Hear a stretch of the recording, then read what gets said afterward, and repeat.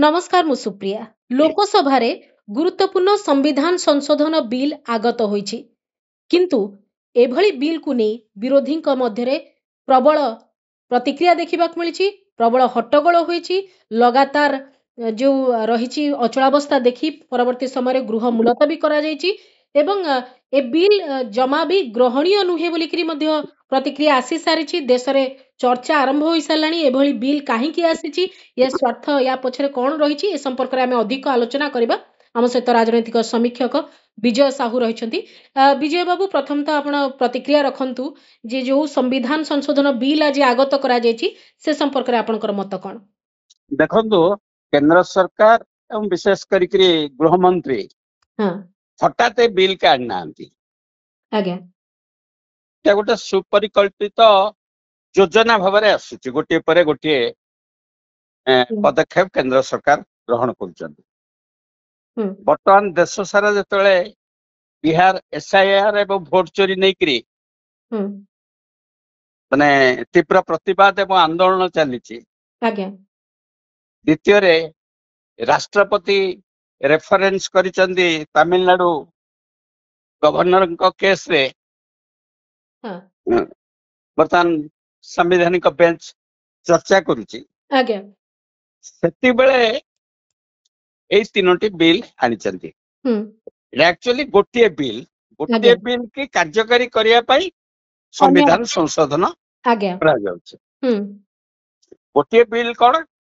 ना कौनसी प्रधानमंत्री आरंभ मजा कथा होची प्रधानमंत्री आरंभ होची कौन से प्रधानमंत्री मुख्यमंत्री केंद्र मंत्री बा राज्य मंत्री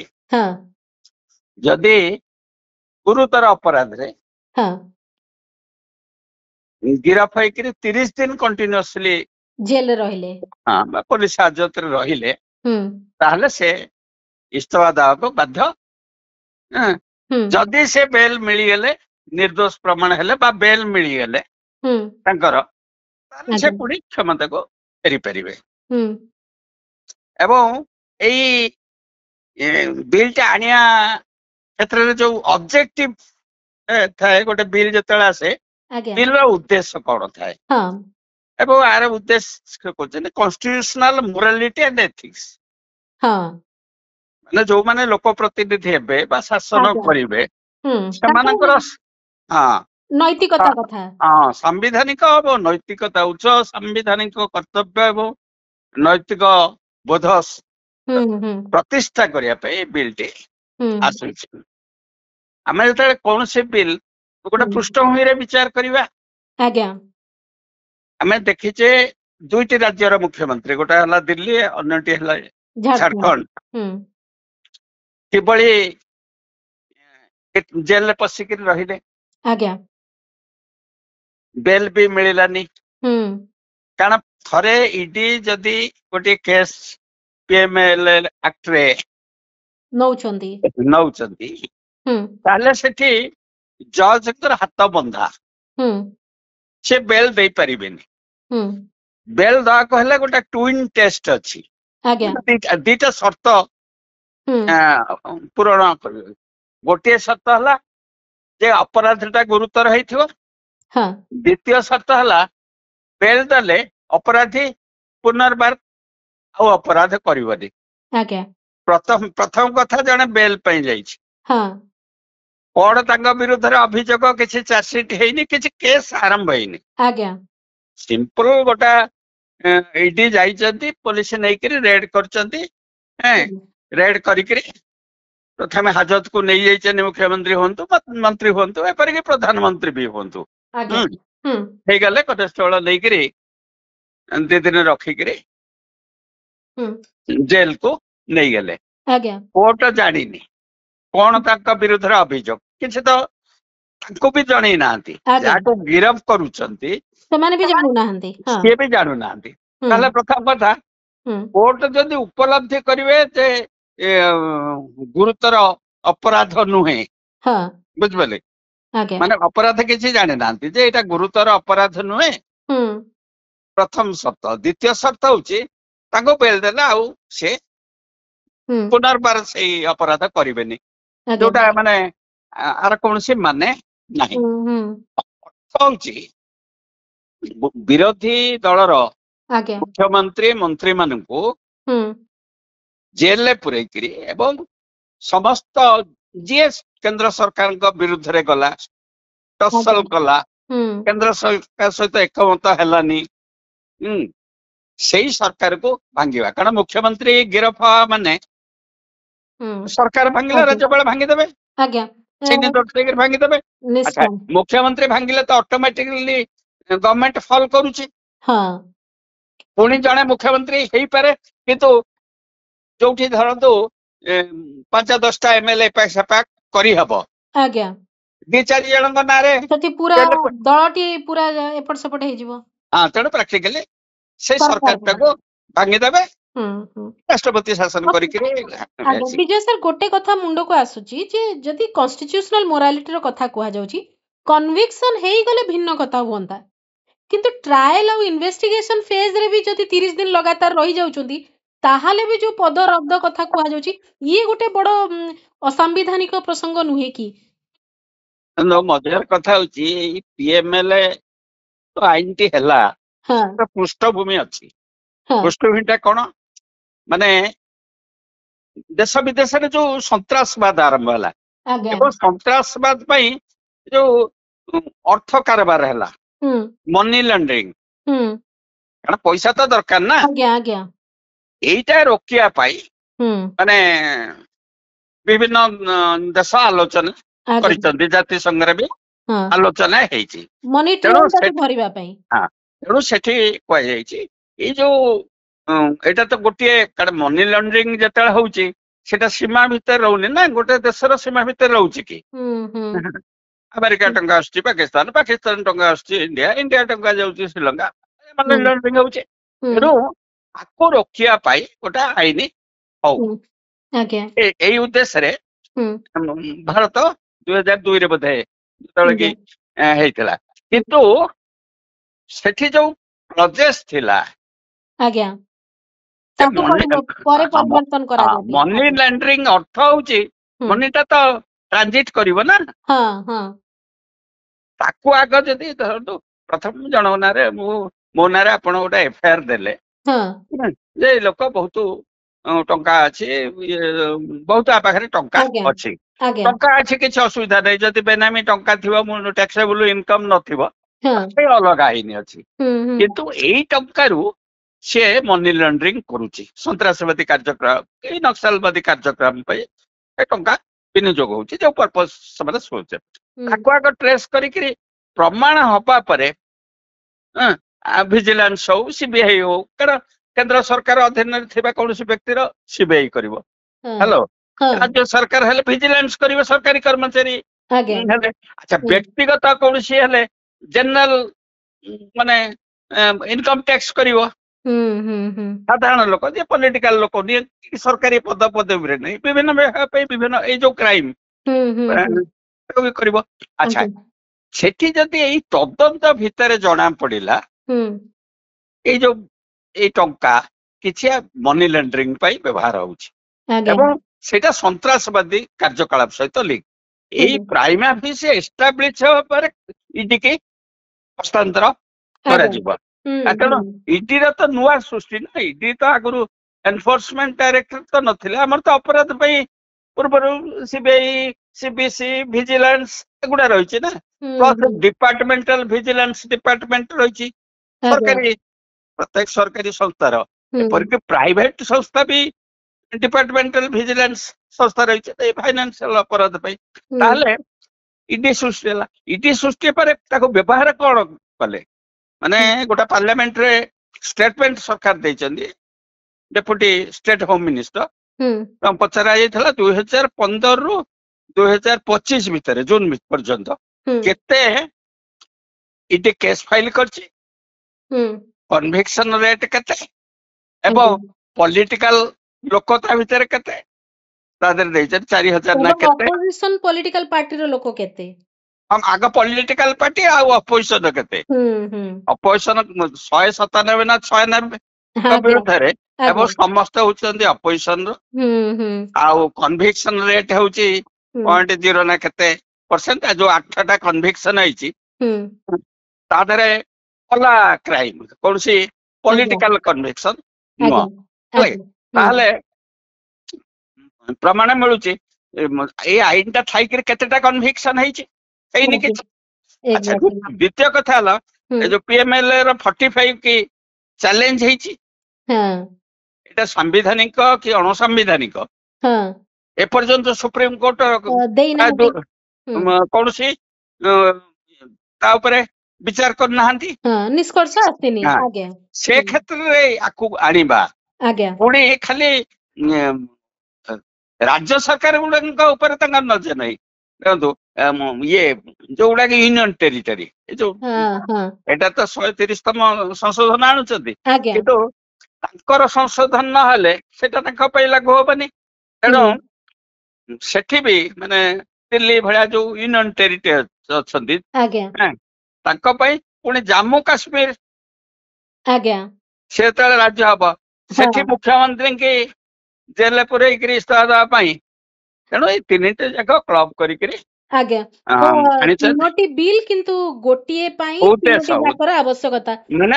ବିରୋଧୀ ଦଳର ମୁଖ୍ୟମନ୍ତ୍ରୀଙ୍କୁ ଗିରଫ କରିବା, ମନ୍ତ୍ରୀ ମାନଙ୍କୁ ଗିରଫ କରିକି ସେ ସରକାରକୁ ଭାଙ୍ଗିବା ଏବଂ ଗୋଟା କଣ ତାନାଶାହୀ ଏକମାତ୍ର ବିଜେପି ସରକାରକୁ ରଖିବା, ମାନେ ଡବଲ ଇଞ୍ଜିନ ସବୁ ଦେଶରେ ସବୁ ରାଜ୍ୟରେ। ସେଇଥିପାଇଁ ଆଜି ବିରୋଧୀ ଫେଡେରାଲ ଷ୍ଟ୍ରକ୍ଚର ଉପରେ ଆକ୍ରମଣ ବୋଲିକିରି ମଧ୍ୟ କହିଛନ୍ତି। ଏବଂ ଯୋଉ କଥାଟି କୁହାଯାଉଛି ଯେ ଯେମିତି ଗୋଟେ ବିରାଟ ବଡ ବଡ ଘଟଣା ଘଟି ଯାଉଛି ଦେଶରେ, ସେଇ ଦେଶରେ ସେ ଘଟଣାକୁ ଦାୟୀ କରିକିରି ନୈତିକତା ଦୃଷ୍ଟିରୁ ପଦ ଛାଡନ୍ତୁ ବୋଲି ଯେତେବେଳେ ଲୋକଙ୍କ ଭିତରୁ ଆସେ, ଅପୋଜିସନରୁ ସ୍ୱର ଶୁଭେ, ତାର ଉତ୍ତର ମିଳେ ନାହିଁ ଯେ ପଦବୀ ଛାଡ଼ିଦେଲେ କଣ ସେ ଘଟଣା କଣ ବଦଳି ଯିବ କି? ଏକଥା ବଡ ବଡ ଦୁର୍ଘଟଣା, ରେଳ ଦୁର୍ଘଟଣା ବେଳେ ବି କୁହାଯାଇଛି, ବହୁତ ବଡ ବଡ ଇନସିଡେଣ୍ଟରେ ମଧ୍ୟ ଏଇ କଥା କୁହାଯାଉଛି। କିନ୍ତୁ ଆଜି ପୁଣି ସେଇ କନଷ୍ଟିଟ୍ୟୁସନାଲ ମୋରାଲିଟି ନାଁରେ ଗୋଟେ ବିଲ୍ ଆସୁଛି। ଏବେ ଏହାକୁ ଜଏଣ୍ଟ କମିଟିକୁ ପଠେଇବା କଥା ଯୋଉ କୁହାଯାଉଛି, ସେଇ ଦୃଷ୍ଟିରୁ ଆପଣ ଏହାକୁ କେମିତି ଦେଖୁଛନ୍ତି? ଅଲରେଡି ତ ପଠେଇ ଦେଇଛନ୍ତି, ସିଏ କିଛି ମାନେ ଏବଂ କେତେ ଜଣଙ୍କୁ ବି ସସ୍ପେଣ୍ଡ କରିଦେଇଛନ୍ତି ନା। ଯେହେତୁ ଚିରିଲେ କପି ଚିରିବା କଥା। ଯୋଉ ରେକମେଣ୍ଡେସନ ଆସିବ କିଛି ଆସିବାର ନାହିଁ। ଯୋଉ ଜଏଣ୍ଟ ପାର୍ଲାମେଣ୍ଟାରୀ କମିଟିରେ ଯୋଉ ଚର୍ଚ୍ଚା ହବ, କିଛି କସ୍ମେଟିକ ଚେଞ୍ଜେସ୍ ହେଇକିରି, କାରଣ ବିରୋଧୀଙ୍କ କଥା ଶୁଣିବେନି। ଆକ୍ଚୁଆଲି କୌଣସି ଆଇନ ମାନେ ବିଲ୍ ଭାରତ ବର୍ଷ ସ୍ୱାଧୀନତା ଦିନଠୁ ଆଜି ପର୍ଯ୍ୟନ୍ତ ଯୋଉଗୁଡାକ ଏଇ ଯୋଉ ମେଜର ଇମ୍ପାକ୍ଟ ପକଉଛି, କୌଣସି ବିଲ୍ ପାର୍ଲାମେଣ୍ଟରେ ଡାଇରେକ୍ଟ ପାସ୍ ହେଇନି। ବୁଝିପାରୁଛନ୍ତି କି? ବିଲ୍ ଗୋଟେ ଆଗତ ହୁଏ, ସିଲେକ୍ଟ କମିଟି କି ଯାଏ, ସିଏ ବର୍ଷ ବର୍ଷ ଧରିକିରି ଚର୍ଚ୍ଚା ହୁଏ, ପୁଣି ଆସେ, ପୁଣି ପାର୍ଲାମେଣ୍ଟ ମାନେ କମିଟି କି ଯାଏ। ଏଟା ଗୋଟେ ଥରେ ଆଇନ କରିବା। ଆଇନ ମାନେ ଆମର ଯଦି ସମ୍ବିଧାନ ପ୍ରଣୟନ କରିବା ପାଇଁ ପ୍ରାୟ 20-30 ବର୍ଷ ଲାଗିଲା, କଥାଟା ଚିନ୍ତା କରନ୍ତୁ। ସମ୍ବିଧାନ ତ କନଷ୍ଟିଚ୍ୟୁଏଣ୍ଟ ଆସେମ୍ବଲି ଖାଲି କରିଦେଇନି ନା, ମାନେ କେତେ ଫେଜରେ ଯାଇଛି, କେତେ ତର୍ଜମା ହେଇଛି। ସେଇ ସମ୍ବିଧାନର ପୃଷ୍ଠଭୂମିରେ ତ ଆଇନ ପ୍ରଣୟନ ହଉଛି ନା। ଯାହା ହବ ସମ୍ବିଧାନ ସହିତ ସାମଞ୍ଜସ୍ୟ ରଖି, ତା ବାହାରେ ତାହେଲେ ମାନେ କୋର୍ଟ ବି ତାକୁ ଇଏ କରିବ। ତାହେଲେ ବିଲ୍ ଗୋଟେ ପାସ୍ କରୁଛ, ଇଆଡେ ହୋ ହାଲ୍ଲା ହଉଛି, ତାକୁ ଏମାନେ ପେଶ କରୁଛ, ତାକୁ ପାସ୍ କରେଇ ଦଉଛ। କିନ୍ତୁ ଯେହେତୁ ଏଇଟା ଗୋଟେ ଗୁରୁତର ବିଲ୍, ତାକୁ ଖାଲି ମାନେ ଲୋକଙ୍କୁ ଭୁତେଇବା ପାଇଁ ଜଏଣ୍ଟ ପାର୍ଲାମେଣ୍ଟାରୀ କମିଟିକି ପଠେଇଛନ୍ତି। କିନ୍ତୁ ତାର କିଛି ଫଳାଫଳ ମିଳିବନି। ଏମାନେ ଗଭର୍ଣ୍ଣମେଣ୍ଟରେ ପୁରା ବଦ୍ଧପରିକର ଯେ ୟାକୁ ବିଲ୍ କି ଆକ୍ଟରେ ପରିଣତ କରିବେ, ପରେ କଣ ହବ ଅଲଗା କଥା। କନସେନସସ୍ ବା ସହମତିର କଥା ଆମ ଦେଶରେ ଆଉ ଦେଖିବାକୁ ମିଳୁନାହିଁ ବିଲ୍ ପରିପ୍ରେକ୍ଷୀରେ। ସହମତି ହେଲେ ଏଇଟା ଆଇନ କାହିଁ? ଆମର କଣ ଦେଶରେ ଆଇନ ନାହିଁ କି? ଶୁଣନ୍ତୁ, କୋଉ ଦେଶରେ କୋଉ ଆଇନଟା ଆଣିଛନ୍ତି ସେଟା ବିଫଳ ହେଇନି। ଡିମନିଟାଇଜେସନ କଲେ,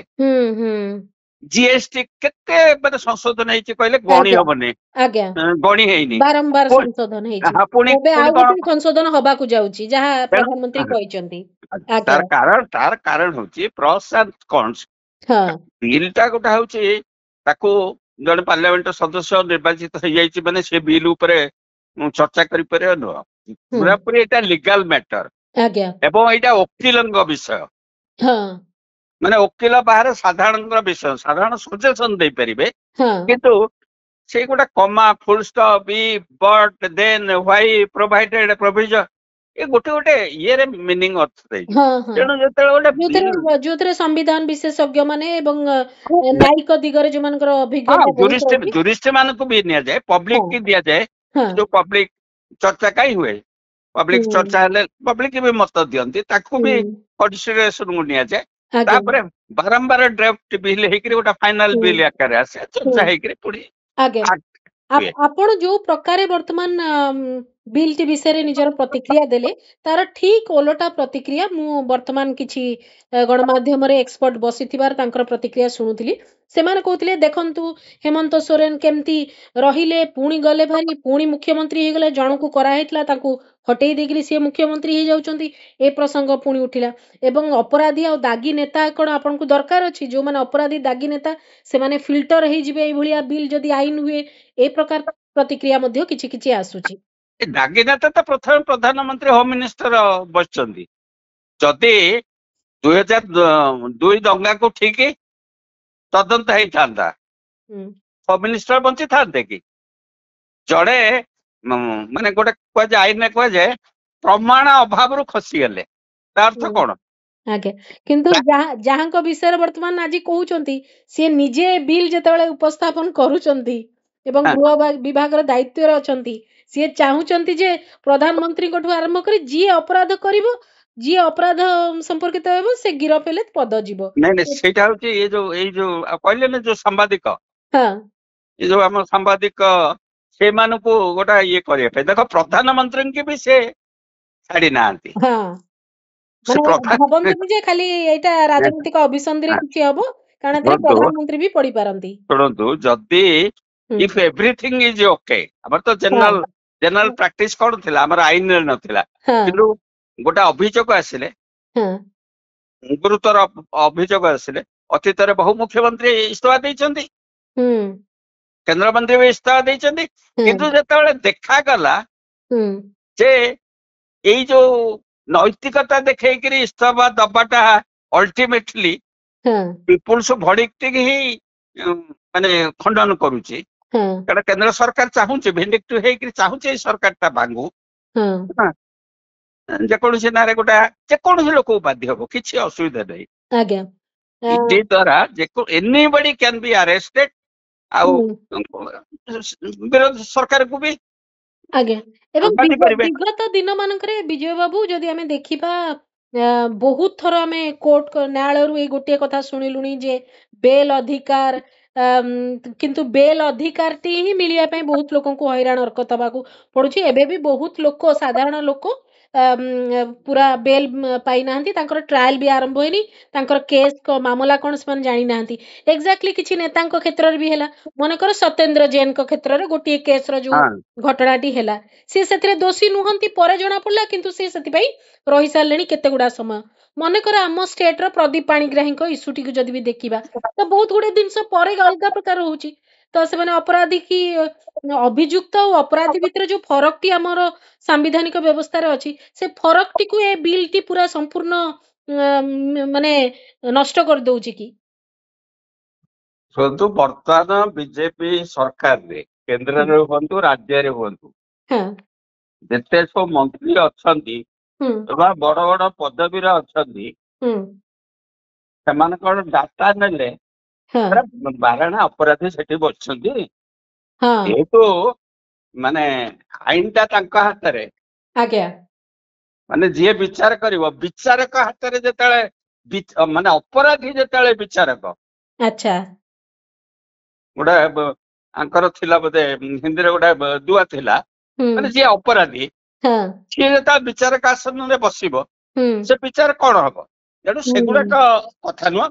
କଥା ହଉଛି ମୋଟିଭଟା ଆମେ प्रत्येक आईन रो हाँ मोटिव टा कौन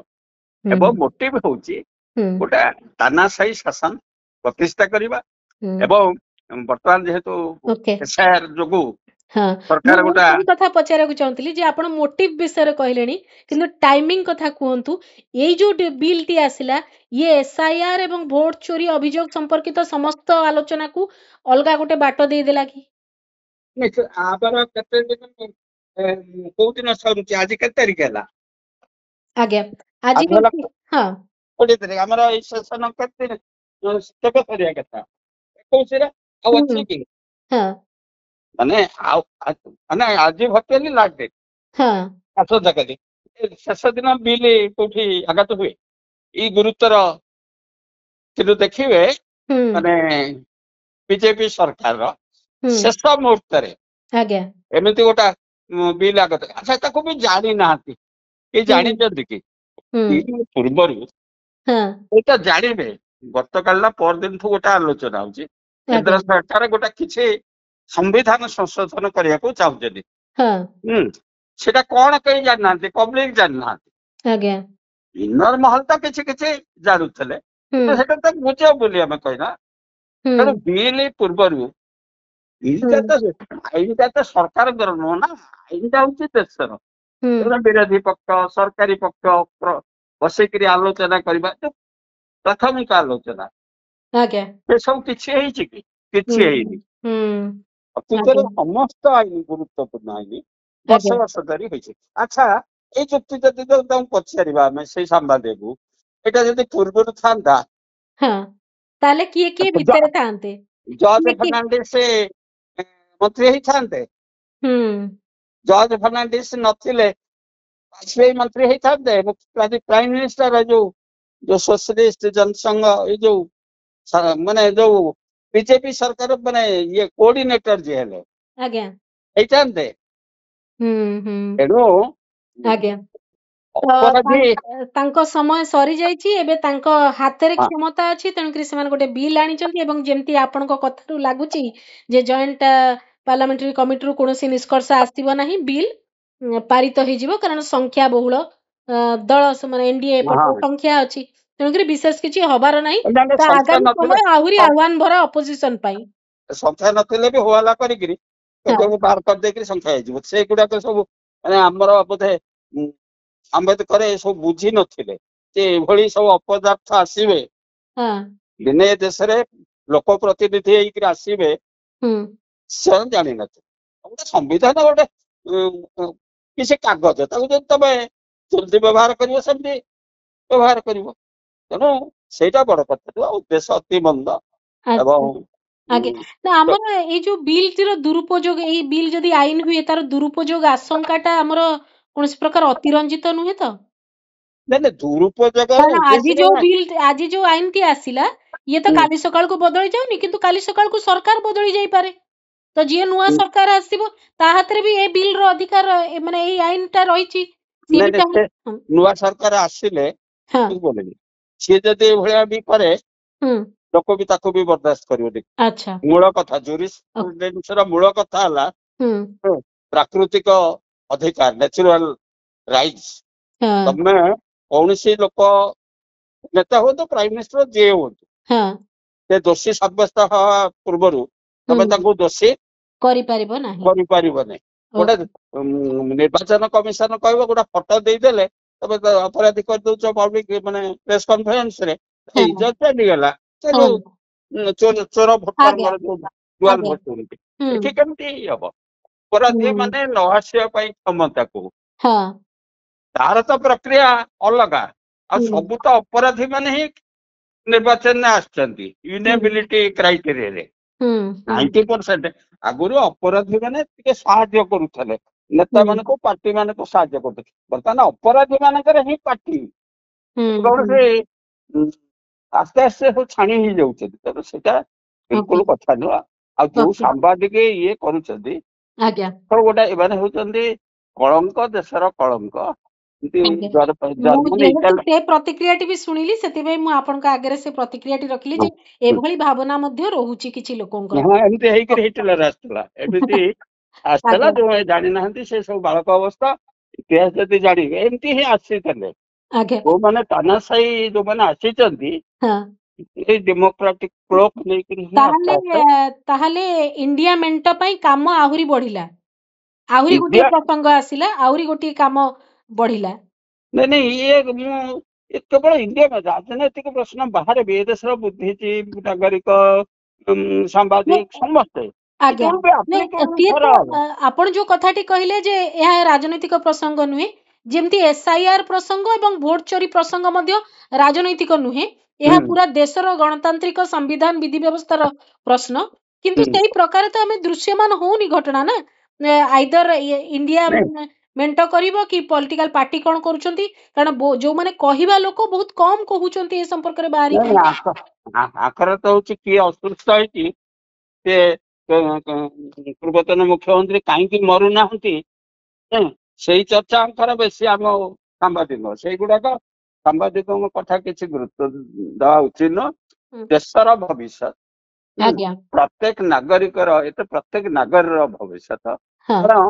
କାଲି ଯେ ଆପଣ ଲୋକ ପ୍ରତିନିଧି ନହେବେ କିଛି ଗ୍ୟାରେଣ୍ଟି ଅଛି?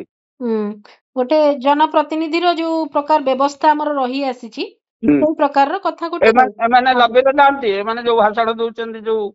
କହୁଛନ୍ତି, ସପୋର୍ଟ କରୁଛନ୍ତି ସୋ କଲ୍ଡ ଜର୍ଣ୍ଣାଲିଷ୍ଟ, ଏମାନେ ରାଜ୍ୟସଭା ପାଇଁ ଇଚ୍ଛୁକ ନୁହନ୍ତି, MLA ହେବା ପାଇଁ ଇଚ୍ଛୁକ ନୁହନ୍ତି, ଆପ୍ଲାଏ କରିନଥିଲେ, ମିଳିବା ପରେ ଖବର କାଗଜ କରୁନାହାନ୍ତି। ତେଣୁ ଏମାନେ ହଉଛନ୍ତି କଣ ପରୀକ୍ଷିତ ମାନେ କୁହାଯାଏନି, ମାନେ ଅତି କଦର୍ଯ୍ୟ ଭାଷା ପ୍ରୟୋଗ କରି ହଉନି।